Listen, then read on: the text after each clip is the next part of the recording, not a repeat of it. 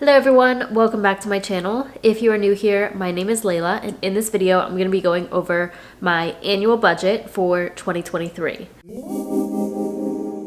Let me first start by saying that I am filming this clearly with a cold, so I apologize that I sound so congested. I hate sounding like this, but it is what it is. I gotta get this video filmed. This video is my annual budget, or you could call it my 2023 spending plan. So I am going to go through category by category or item by item and tell you how much I expect to spend or what I'm budgeting for that category for 2023. This is really helpful for me to see what's possible for 2023 or where I expect my money to go. This allows me to, this is something I did before even setting my goals to begin with, because then I can see how much I can put towards investments or for my student loan debt. It's always been really helpful, and nothing is ever perfect, because you can't predict the future. You can't predict how the year's going to go. So you may end up spending more money in a category or spending less money or not spending any money in a category. The other thing I want to point out for my situation is that I feel like my life, I don't know, I think I've said this in other videos, but my life is very unsettled, I would say. So I do currently live alone in an apartment. My lease ends in May, and I've renewed. I've been here for 4 years, so I've renewed 3 times, and I don't know if I'll be renewing again. So it's something that I have a lot of unknowns around in regards to my living situation. I created this spend plan based off the assumption that I will continue to live here for all of 2023, but I do not know. The second thing is my job. I don't know if I will stay at my current company, or if I get promoted, I could get a raise, and then that allows me to put more money to investments or other things. So this is kind of just a base spend. You'll see that the total adds up to about what I make in a year now, a little bit less than that, but it could change going into 2023. So if I do, one of my goals is to make 6 figures, and if I am able to accomplish that, then that changes a lot of things. But it doesn't change, it doesn't necessarily change these spend categories. But if I earn more, I will invest more. Not probably, I will invest more. Yeah, so these numbers are basically just an estimate, not 100% set in stone, but very helpful for just kind of laying out what to expect for 2023. So I'm going to go through these numbers smallest to largest. I feel like that's kind of a nice way to look at it. Hopefully y'all agree with me. You will see that I have numbers as low as $99 all the way up to close to $20K for a specific category. So let's go ahead and talk about that. All right, so the first thing is Spotify. I know that's so random, but I always pay for this every single year. It's something I know I'm going to pay for, and that is $99. I always get a gift card off of Amazon, and that covers a full year. Next is personal spending. So y'all know that I'm planning to do a low buy year for 2023. I'll link that video down below if you've missed that. But yeah, I'm basically not wanting to spend anything in the personal category. However, I did put $100 here. One thing I forgot to mention in my low spend video is that every year I buy a planner. I just put this at 100 because that's like a nice number to work with. I don't want to buy any clothes, shoes, electronics, all the things that I listed there. But yeah, I think 100 is fine here. But really the main thing that I'm making an exception for in this spend category is a planner. It would not cost $100. Next is parking. So this is also $100. And I have it at that because I will pay for a Stone Mountain Pass again, which in 2022, that cost me like $30. It was less than I expected. So there's that, plus a few times, like I went to a couple of concerts in 2022, and those costed more for parking than I expected to, like $20 for a car. And then my boyfriend and I often go to a place called Pont City Market, or the Beltline here in Atlanta, and you pay like, I don't know, $6 to $8 for parking. And like $4 to $8. But yeah, we go quite a few times, and I feel like 100 should cover what I need to pay for. Next is renter's insurance, which I also put at $100. I think this will be in the $80 range, like $83, $85, but it depends on if Geico is going to increase this for me or not. So I think right now, for 2022, I paid like $83 for the whole year, which is really good, but they haven't told me yet what to expect for February. This renews for me in February. I do have this bundled with my car insurance, so I get a lower rate because of that. And if they go anything higher than, like if they go too high, then I will probably call them and try to negotiate. But I think 100 is a good expectation. Next up is Netflix at $185.88. This is assuming that they keep my monthly rate at $15.49. Hopefully that doesn't change. If it does, it wouldn't be anything crazy, I don't think, just a couple bucks more per month. So that may go up a bit, but for now I'm expecting about 185. Next is paying my CPA to file my taxes, which will be, it should be about $285 for 2023. He increases it $10 each year. However, he didn't increase it this year, which I don't know if that was a mistake or what, but in 2022 I paid $275, so I expect $285 for 2023. I think it's worth it because he knows how to save me money. So every time I've gone to him, I like have a larger amount that I owe, or I'm not getting a large return back, but then he, you know, maneuvers around as a tax expert and gets me more money, or makes it so that I don't have to pay as much, which is great. Next up is water and sewage, which I put at about $350. This is probably too high because that's about $29 per month, which my water and sewage bill is usually $16, $17 per month, which is great. So this is probably too high, but I like to be more generous in case. So $350 water and sewage. Next is my phone plan at $360. I just purchased a full year of Mint Mobile this month. So that was $360 or $30 per month, but it's kind of cool that you can just pay it all at once and I don't have to worry about my phone bill for the rest of the year. So that will be, I'm assuming, another $360 next December, and I will get another full year. That is with Mint Mobile. If y'all are interested, I have my referral link down below and you can get your plan for as little as $15 per month. Not sponsored, but it is down below. Next is entertainment slash fun slash services, which I put at about $500 total. This includes things like concerts, any other small events or experiences, going to the movies, which is not something we do often. Services, like I had mentioned in my low spend year that I would be getting a tarot reading. That's one thing I count as services under this category. So that should cover the experiences outside of travel. Next is household. So this is anything for my apartment: cleaning supplies, laundry detergent, dish soap, cleaning stuff, paper towels, toilet paper. That is, I think $600 should be good. I started separating that category out from my groceries in 2022 because like anytime I had to purchase that, it made me go way over budget on grocery spending, because typically if I buy something like this for a household, I get it at a grocery store. But I started separating that just so I could keep track of it better, and $600 should be plenty there. Next is Wi-Fi at $660 for the year because I have Google Fiber, which is $55 a month. Fingers crossed this does not go up. They haven't increased it since I've had it. Actually, they did once because it used to be 50, then it went to 55, which is fine. It's been at 55 for some time, and hopefully they keep it at that, and that should be $660. Gas for my car, I am expecting about $700. This might be a little too much. I do work from home. I'm completely remote, so I don't drive very often, and if I do drive, it's usually for further distances. Like I go to my dad's house or to my sister's house, which they're like 26 miles away. It's not that far, but with traffic and everything in Atlanta, it does burn out your gas quite a bit.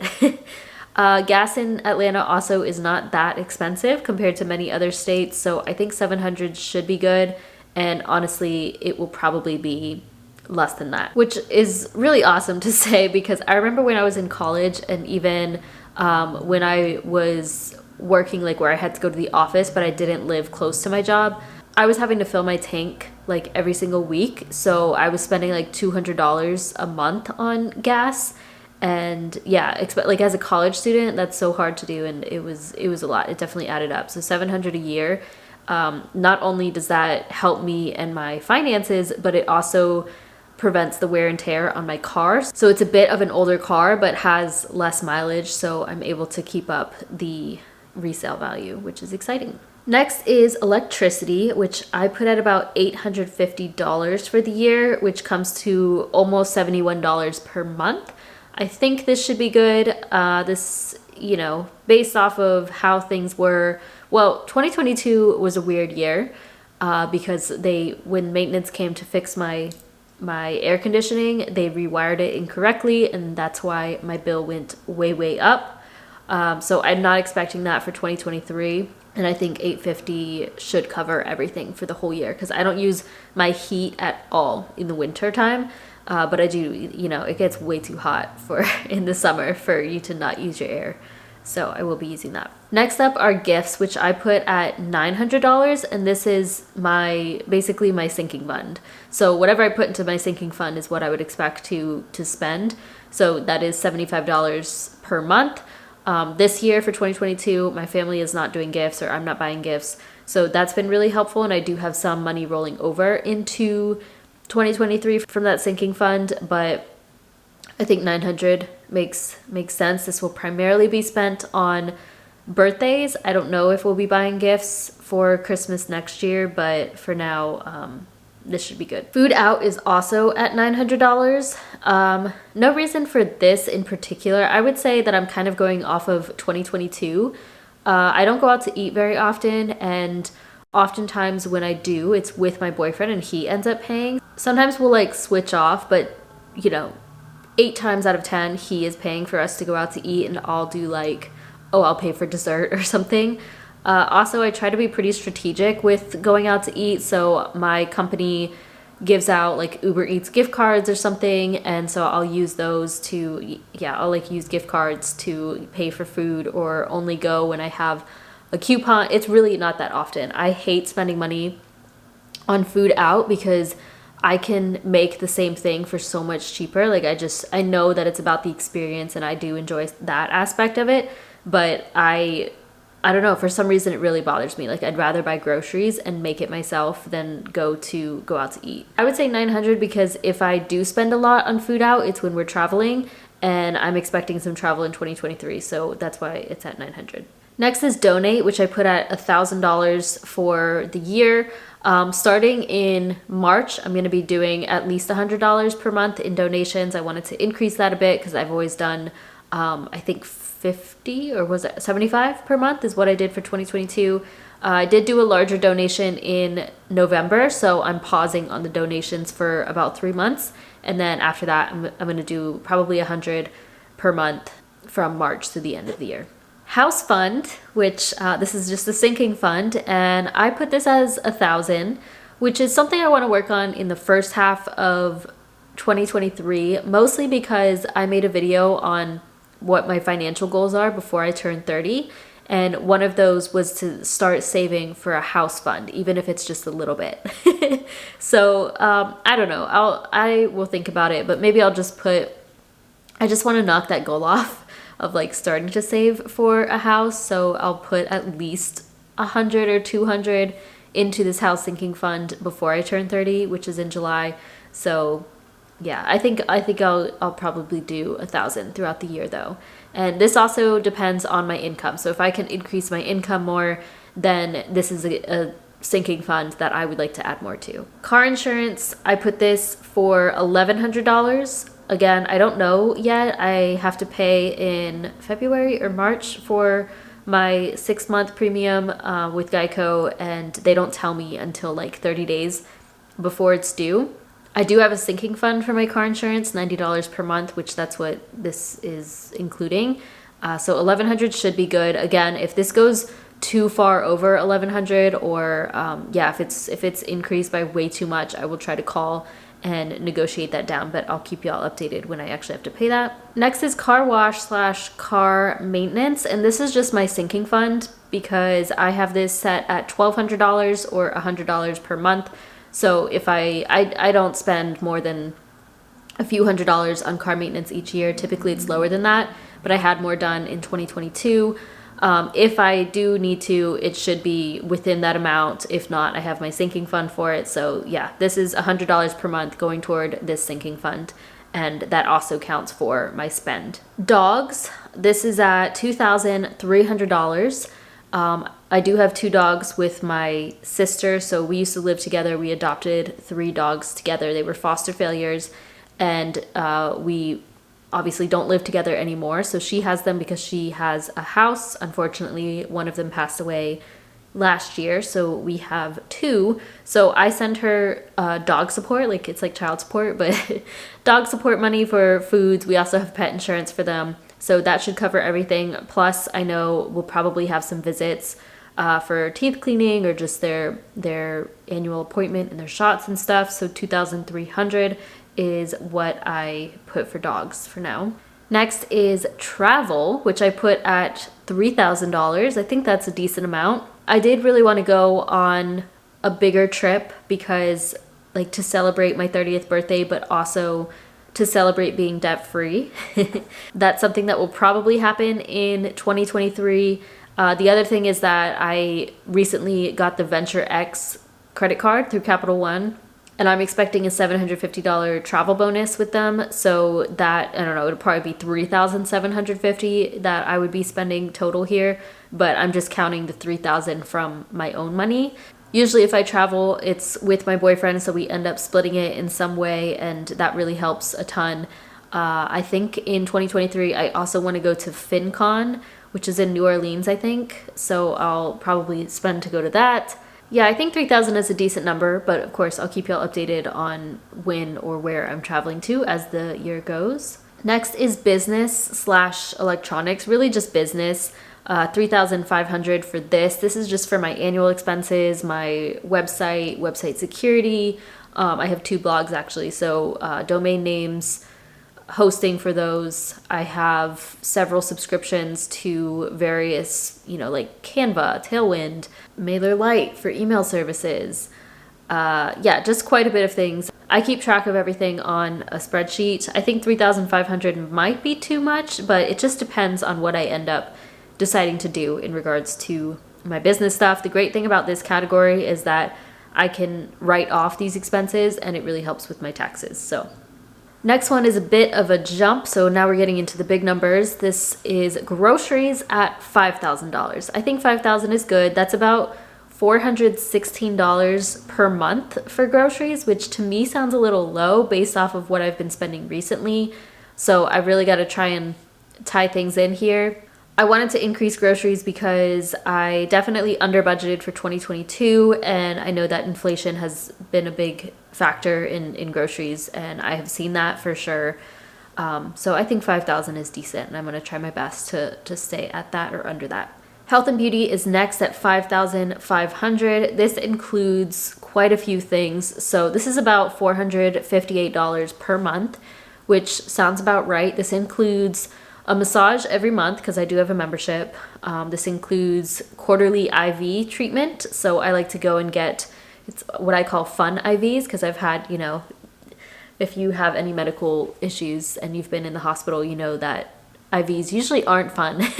But fun IVs are like when you get vitamins and fluids and such from a place that's not a hospital. I factored in what I expect to spend on vitamins and supplements, as well as my sinking fund, my beauty sinking fund, which I have saving $85 per month. That's just continuing to grow. I don't spend too much on, I don't ever buy makeup or anything, but I buy custom shampoo. I like specific skincare, but I don't buy those too frequently, so that includes those as well.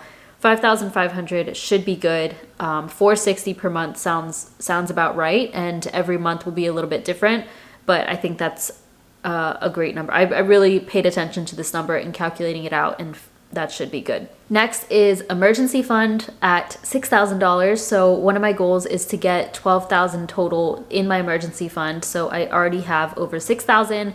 So I'd like to save an additional 6,000. This is something that I would focus on after I have enough money for my debt to be completely debt free, and also after I max out my Roth IRA. I may work on both of them at the same time, but I think I would rather prioritize my 2023 Roth IRA over this emergency fund because I already have over 6K there, and that is promising. Next up, we're almost done, I promise.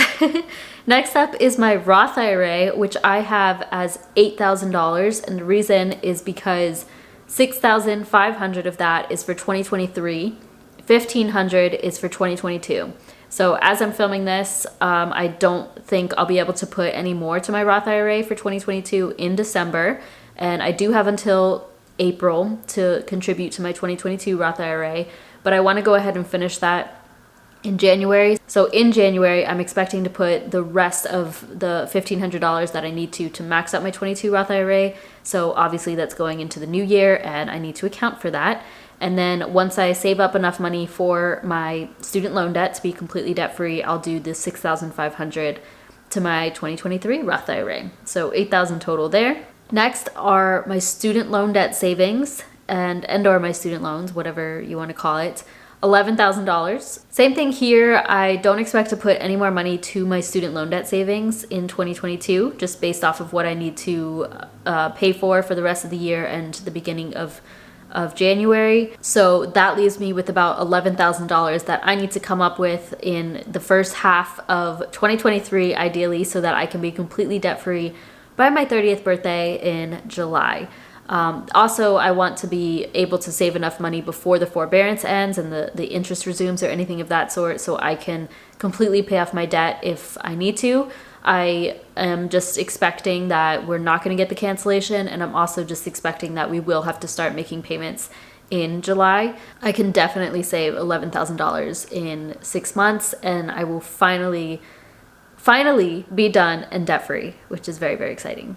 And everything on this list is much more reasonable. I have one more thing left, but everything here is just, if you look at 2022, what I predicted for 2022, I had said like, okay, I want to put $24,000 to my student loan debt and the $6,000 to my Roth IRA. Like I had all these big numbers across the board, and it was just really difficult to to live up to that in 2022. I'm all for going big and believing big, of course, but it's when going through something like this, it's better to be realistic, and it's exciting because I feel that this is realistic and I'm able to stick under these amounts and or be able to save $8,000 or invest $8,000 or put $11,000 to my student loan debt and be completely debt free. So yeah, this time around it just feels much more reasonable. All right, and the final category, which you'll probably knew was going to be the largest, is my rent, trash, and pest fee altogether.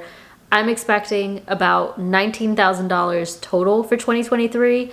If I do end up renewing my lease and they increase my rent, I always negotiate it, so I will always try my best to negotiate. They usually give in some way, and I think $19,000 should cover the whole year. The first, January through half of May, I have the same rate that I've been paying, and then after that it would increase.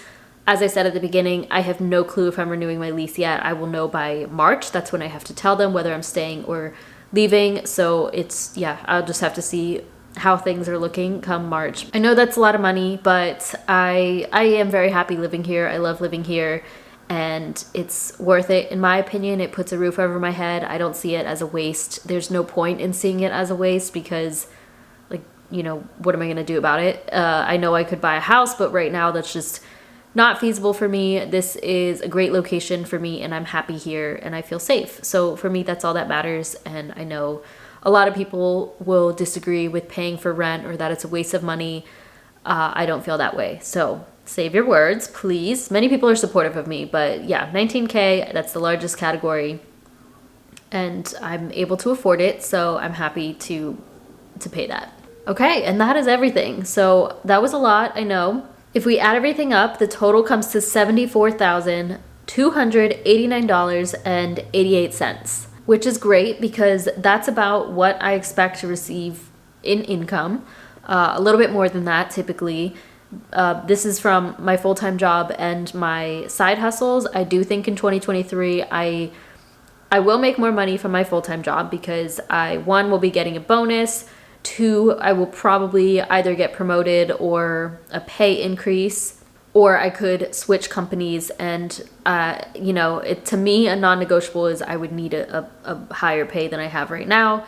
I'm also expecting to increase my income from my side hustles every single year. Well, basically every year I've increased. Definitely over the last 3 years, I've seen it increase every year after year in my side hustles. So I am going to continue working on that and expect 2023 to be my highest earning year. If I do have a higher income in 2023, I will probably put more toward my house sinking fund, a down payment for a house. And then I would either start increasing my 401k contribution or put money to my brokerage, either with In1 Finance. I also have a brokerage that I haven't put money in with Vanguard. But yeah, probably in In1 Finance. So that's something I am definitely looking forward to the years after 2023. But for now, this is, the main focus is my debt, my Roth IRA. I'll still contribute to my 401k. That's taken out of my paycheck, so I didn't account for that in my actual spending. But yeah, you'll see my Transfer Tuesdays where I talk about anytime I contribute to my 401k or my Roth IRA, my monthly updates. I will talk more about my investments, and I just plan on, once I really tackle this debt and get that out of the way, I really plan on focusing this channel more on investing, growing wealth, the FIRE movement, all the exciting stuff that I have been looking forward to for so long. Comment down below if you have any questions. I think creating a spend plan like this or just an annual budget is really helpful. If you haven't tried this, then I definitely recommend it. Otherwise, thank you so much for watching. Please give this video a thumbs up, subscribe if you haven't already, and I'll see you in my next video.